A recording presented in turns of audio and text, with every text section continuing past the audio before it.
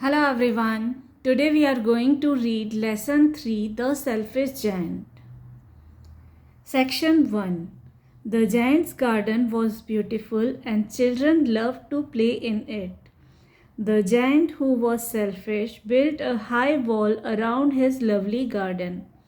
Children did not enter the garden thereafter, nor did spring and summer till the giant experienced a change of heart. Every afternoon, as they were coming from school, the children used to go and play in the giant's garden. It was a large, lovely garden with soft green grass.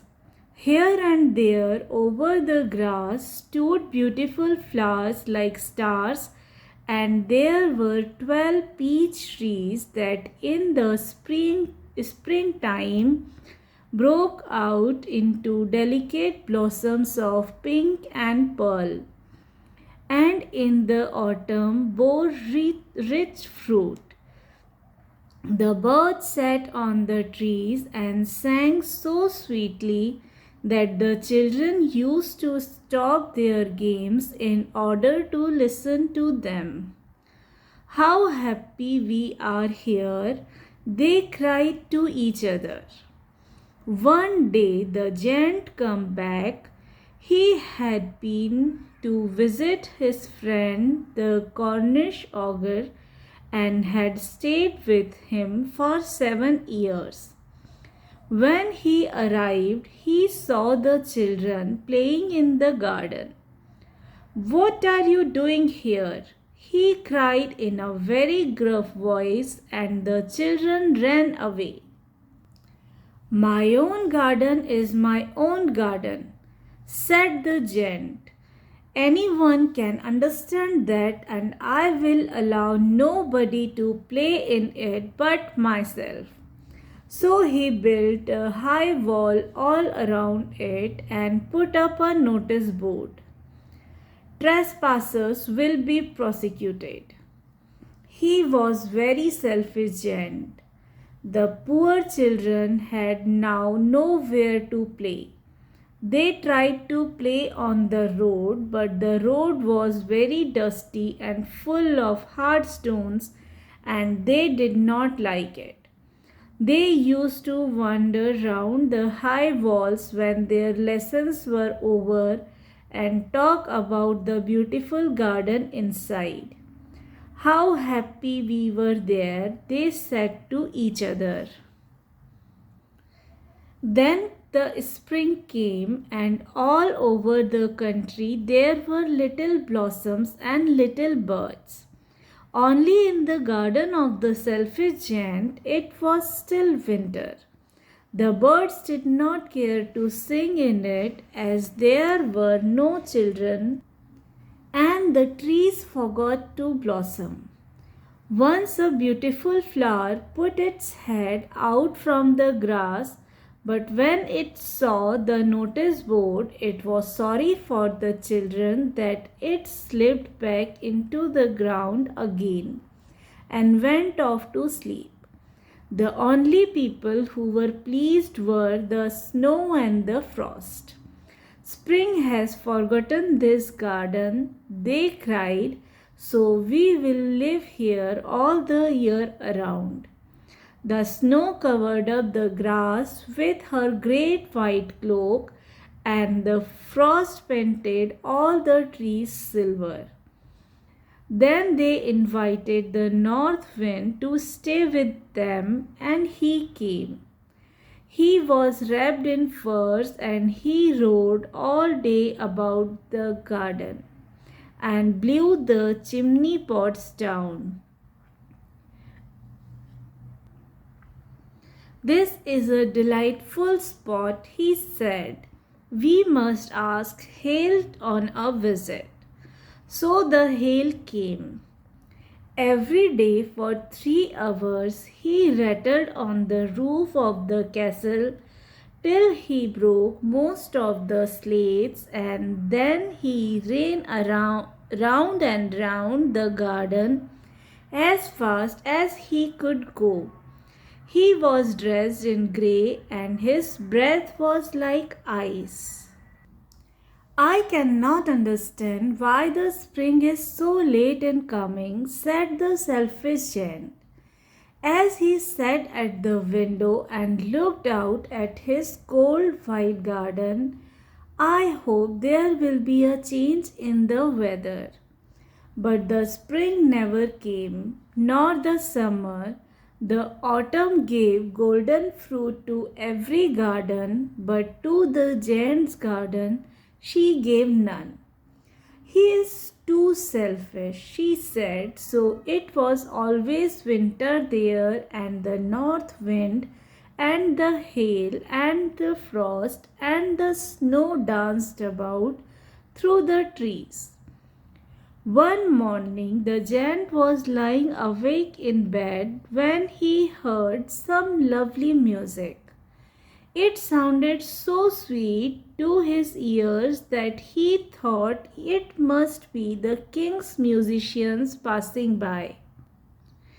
It was really only a little linnet singing outside his window, but it was so long since he had heard a bird singing in his garden that it seemed to him to be the most beautiful music in the world. Then the hills stopped dancing over his head, and the north wind ceased roaring, and a delicious perfume came to him through the open casement. I believe the spring has come at last, said the giant, and he jumped out of bed and looked out. Section 2. To celebrate the return of the children, trees covered themselves with birds and blossoms. The giant was delightful to see his friends back, especially a little boy whom he loved dearly. The little boy soon disappeared, only to return much later. He saw a most wonderful sight. Through a little hole in the wall, the children had crept in, and they were sitting in the branches of the trees. In every tree that he could see, there was a little child, and the trees were so glad to have the children back again that they had covered themselves with blossoms and were weaving their arms gently above the children's heads. The birds were flying about and twittering with delight, and the flowers were looking up through the green grass and laughing. It was a lovely scene, only in one corner it was still winter. It was the farthest corner of the garden, and in it was standing a little boy. He was so small that he could not reach up to the branches of the trees, and he was wandering all round it, crying bitterly.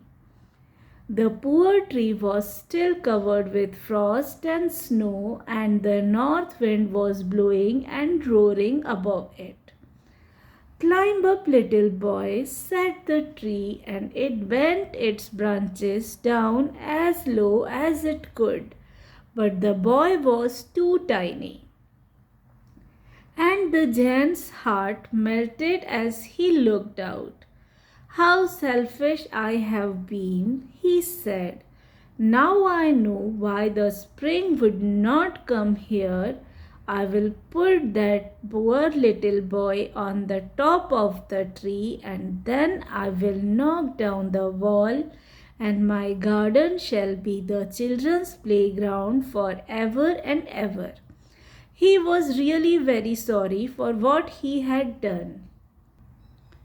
So he crept downstairs and opened the front door quite softly and went out into the garden.